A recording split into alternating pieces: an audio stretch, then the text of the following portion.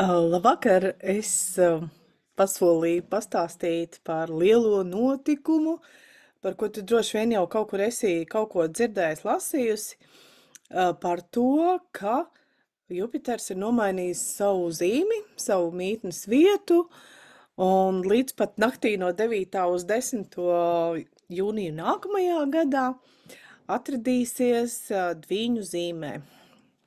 Nu, un tur viņš, protams, ceļos dažbrīd taisni, dažbrīd no zemes skatoties retrogrādā kustībā, bet nu šis gads tātad mums visiem būs iekrāsots ar Dvīņu enerģijām. Un kāpēc es par to runāju? Un tāpēc, lai tu zinātu, kā tad vislabāk, ko gaidīt un kā vislabāk izmantot šīs enerģijas. Nu, tas ir gluži tāpat, kā tagad portālos stāsta par to, kā izmantot zemenes un rabarbarus, jo nāk tas laiks, tāpat es tev stāstu par to, kā izmantot Jupiteru. Jupiters ir tāda brīnišķīga planēta, kura visu grib paplašināt un pavairot, un nevelti viņš ir tāds lielākais un varenākais uzreiz pēc Saules. Un jāņem vērā, ka Jupiters pavairos jebko. Un tad jautājums, kas ir tas, kas ir, lai varētu saprast, kā būs vairāk. Un, ja mēs skatāmies tavā konkrētajā horoskopā, tad tev būtu jāzina, ko tev pārvalda Dvīņu zīme vispār. Vai tā atbild par tavu personību, vai par taviem resursiem, varbūt par tavu komunikāciju tuvāko apkārtni, mājām, vai radošo darbību, vai bērniem un tā tālāk. Tur, kur šo te gadu turpu šurpu kustēsies Jupiters tātad, tur, kur tev ir Dvīņu zīme, tur būs visticamāk, un parasti tas tā tiešām es esmu arī pārliecinājusies arī savos astrologa 11 gados, ka jā, ka tā tas notiek, ka pavairojās tās, aktualizējās un iegūst tādu lielāku mērogu tās horoskopa mājas tēmas. Un tā var skatīties arī īstenībā ne tikai cilvēku horoskopu, bet arī firmas horoskopu un tā tālāk, bet tas jau ir tad ļoti precīzāka un detalizētāka izpēte, par ko es šeit negribētu izpausties. Es gribētu parunāt par Dvīņu zīmi kopumā, lai tu iepazītos ar to, kāds tad ir šis lielās laimes Jupitera gājiens pa šo te ļoti divējādo zīmi. Nevelti Dvīņi ir divi, un Dvīņu zīme patiešām ir ļoti pretrunīga, kā lai pasaka, man liekas, to pretrunīgumu izraisa tas, ka gaisa stihija kā tāda ļoti ātri maina pozīcijas, un tiešām vienā brīdī viņi ir ļoti interesēti par kaut ko, otrā brīdī viņi jau par to ir aizmirsuši un meklē citu kaut kādu informatīvo impulsu. Nu, sakot, Dvīņu zīme ir tāds liels tiktoks, kur tu īsu brīdi velti uzmanību kaut kam. Un Jupiters, kurš pārvalda strēlnieku un zivju zīmes, Dvīņos, kas ir tieši pretī strēlniekam, galīgi nejūtās kā mājās. Viņš tur, patiesībā no viņa viedokļa, tur viss ir pārāk virspusēji un pavirši un tā bez dziļākas izpratnes par lietām. Līdz ar to nevar teikt, ka šis būs kaut kāds baigais zelta gads. Nu, mums ir jāizdzīvo arī tie gadi, kad Jupiters ir ciemos pie Merkūra vai ciemos pie Saturna, kur viņam galīgi nemaz nepatīk. Bet neskatoties uz to, šīs te Dvīņu pārstāvētās lietas, tātad informācijas aprite, tātad komunikācija, tātad pārvietošanās, dažāda veida arī darījumi, bet tādi īstermiņā projekti, viņi būs vieglāk risinām ar Jupitera atbalstu, jo lai nu dviņos vai ne dviņos, mīlētā vai nemīlētā kā zīmē, bet Jupiters tomēr grib, lai ir vairāk un lai izdodās un lai cilvēki, lai visi ir vairāk apmierināti, drīzāk nekā neapmierināti. Un dviņu šis te intereses mainīgums varētu būt vēl jo izteiktāks nekā līdz šim. Mēs it kā sakam, jā, visu laiku sēž telefonos, visi tur meklē kaut kādu jaunas ziņas un pēc iespējas ātri, bet dviņu zīmē tas ir tā, ka ir informācija bieži vien tikai nevis tāpēc, ka tev tā tēma tiešām interesē, vai ka tu tur gribi dziļāk kaut ko parakt, bet tāpēc, ka tu gribi uztvert un pārraidīt informāciju. Un tās bieži vien, arī dviņu zīmes pārstāvjiem vai tiem, kam Merkurs dviņos gadās, ka viņi uzzina kaut kādu informāciju, tūliņ izšauj tālāk, izplata, steidzās apziņot radus un draugus par lietām, kur viņiem vispār jau sākotnēji nevajadzēja savu dagunu iebāzt un lietām, ko viņiem nemaz nevajadzēja uzzināt. Respektīvi par kaut kādām sensitīvām tēmām, par kaut kādiem privātiem jautājumiem, kaut ko, kas tev ir tāds, ko tiešām nevēlētos, lai pasauli par to uzzina.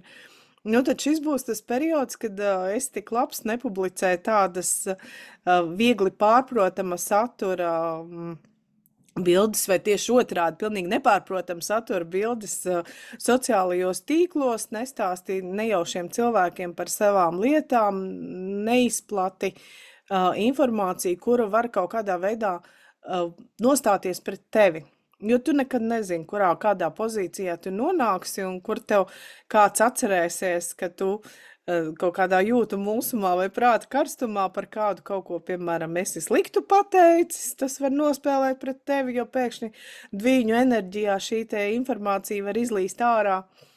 Vai tam līdzīgi, vai kur tu esi kaut kādas savas vājās vietas pieminējis, atzinis tur, nezinu, zināšanu vai talantu trūkumu un čau, kāds tur aiziet ātrā tempā informāciju līdz kantorim, kurā tu stājies darbā, un viņi jau zina, ka tu to neproti un tā.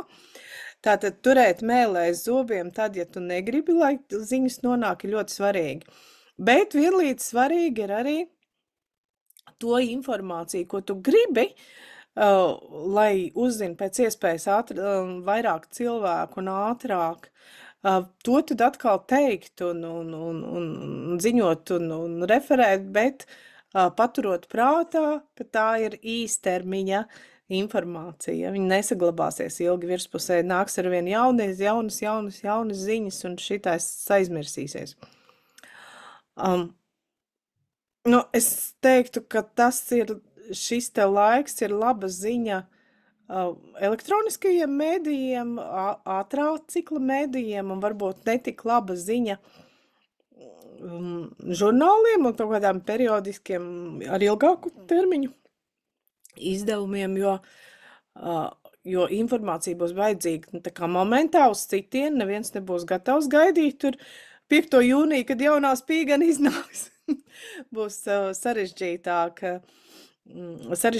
noturēt uzmanību vispār, tā skaitā uz sevi, mīļās dāmas, mīļie kungi, jūs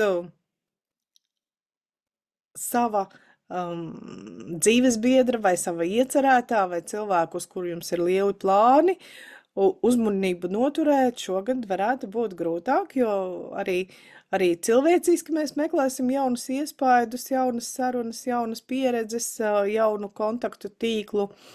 Un tā kā Merkurs dviņu pārvaldnieks ir pilnīgi tāds tā kā neitrāls, ne vīrietis, ne sieviete, nav tur nekā personīga, saruna ir vērtība pati par sevi, tad lūk, un ja vēl sarunas kā tādas tiek ļoti stimulētas no Jupitera tranzīta, tad nebrīnieties, ka tiek uzsākti dialogi ar visādiem pazīstamiem, nepazīstamiem kungiem un dāmām, un par ko greizsirdībai var sanākt iemeslu nepajokam, un tur arī ļoti, ļoti tad ir jāizskata, vai tas, ka kādai kaimiņienei šķita, ka viņa redzēja tavu mīļoto kopā ar kādu citu kafejnīcā, vai tā tiešām ir taisnība, vai viņai vienkārši gribējās parunāties. Tur ir diezgan nopietni jebkurai informācijai, kas nāk ausīs, jāpieiet. Lūk, bet par darījumiem, jā, viņiem patīk slēgt darījumus, viņiem patīk arī savā veidā, nu, tā kā saderēt, jā, slēgt darības, skatīties, kas iznāks. Tātad sports varētu būt atkal tāda laba, veiksmīga lieta, arī spēles, arī dažādi pārvietošanās veidi un atrakcijas, kas ir saistīts ar pārvietošanos, braucieni, gājieni, velobraucieni, suņu pajūgu braucieni, ko vien var iedomāties, tas varētu diezgan labi rulēt, jo cilvēkiem ļoti gribēsies tā kā ātri nokļūt tur, kur viņi ir iedomājušies. Jā, protams, pasūtīšana internetā arī. Un galvenais, lai tas pakalpojums būtu ātri, kamēr vēl nav pārgājis. Bet tas impulss kaut ko nopirkt, kaut kādu darījumu veikt, arī var būt tāds pārspīlēts. Un sevišķi tiem, kam vispār ir paradums pa vakariem iesaisties kādā lēto preču pasūtīšanas saitā un tur pasūtīt visu, ko vajag un ko nevajag, un tad priekšmets atnāk, tu saproti, tev gribējās vienkārši pasūtīt, nevis to priekšmetu, jo tas priekšmets nav ne labs, ne kvalitatīvs, ne vispār tev vajadzīgs, bet gribējās to darījuma noslēgšanas vai iepirkšanās faktu kā tādu. Nu, protams, jā, ir izdomāti tāpēc internetā iepirkšanās grozi, kur nemaz nav līdz maksāšanai jānonāk, savāc visu, ko grib un iztukšo. Tā, ar rokām darāmas lietas arī varētu būt tāds īpaši specifiski pieprasīts nodarbošanās vai ražojuma veids, darinājumu veids. Tāpēc amatniekiem Jupiteras dviņu zīmē būs draudzīgs. Ļoti svarīgi ir šajā laikā un vispār saprast priekš sevis, kas notiek ar tavu elpošanas sistēmu, jo vispār cik tīru gaisu telpo un vispār cik bieži tu veidini telpas, izej dabā, esi starp priedēm mežā un tā tālāk, jo dviņu zīme ir arī par plaušām un par pirkstiem, par rokām. Tā tad atkal jau, kā es teicu pašā sākumā, Jupiters iedos vairāk tur, un tā, kas tev jau ir, tas ir gandrīz kā bībeliski, kam ir, tam būs dots. Un tāpēc ir svarīgi kaut vai enerģētiskā līmenī gādāt, lai tā, ko tu gribi, lai tev top dots, lai tev jau drusciņi kaut kādas iestrādes būtu, jau ieraugs jau būtu. Un tad Jupiters uzraudzēs lielāku. Par runāšanu kā tādu un vispār strīdēšanās kā tādu, Jupiteram piedara arī tā kā tiesu lietas un šī te jurisprudences lielā tēma. Bet, ja strēlniekā tas ir tā pa lielam un nopietni, tad viņos tā varētu būt arī kasīšanās pa niekiem un tāda kasīšanās pēc. Argumentu mētāšana, lai secinātu, kuram ir stiprāki argumenti. To es vēlēšanu sakarā īstenībā saku, tāpēc arī šī informācija ir filtrējama viennozīmīgi. Nu, lūk, tātad es tev novēlu lielisku laiku, kad ir runātajam vārdam un laikam, tempam un prasmīgām rokām un spēja nodibināt kontaktus ir visas iespējas sev parādīt. Ceru, ka mēs ar tevi arī parunāsimies reiz vien šajā laikā. un kad es varēšu tev arī pastāstīt kaut ko tādu, ko tu vēl neesi nekur iepriekš noklausījusies. Tālūk. Nu tad es tev tagad saku atā!